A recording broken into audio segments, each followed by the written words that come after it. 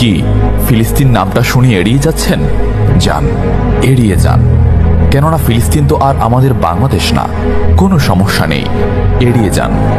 কিন্তু একটা কথা মনে রাখবেন, সেই কাল কিয়ামতের দিন যখন আল্লাহ আপনাকে প্রশ্ন করবে, তখন কি করবেন? কি করবেন যখন জিজ্ঞাসিত হবেন যে কেন আপনি মজলুম ফিলিস্তিনদের পাশে থাকেননি? জানি উত্তর দিতে পারবেন না, কারণ আপনার নিজেরই জানা নেই এর উত্তর কি হবে। এখন হয়তো বলতে পারেন যে আমি কি করে ফিলিস্তিনে গিয়ে মজলুমদের পাশে থাকব, কি করে এত দূর গিয়ে সাহায্য করব?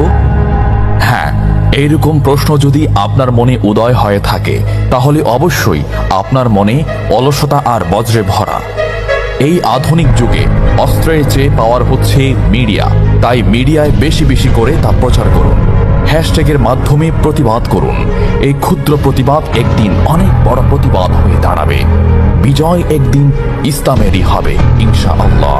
এটা আমার কথা নয়, এটা এই মহাবিশ্বের প্রভুর কথা। একটা কথা মনে রাখবেন, ক্ষুদ্র ক্ষুদ্র বালিকণা, বিন্দু বিন্দু জল গড়ে তুলে পাহাড় পর্বত, সাগর অতল।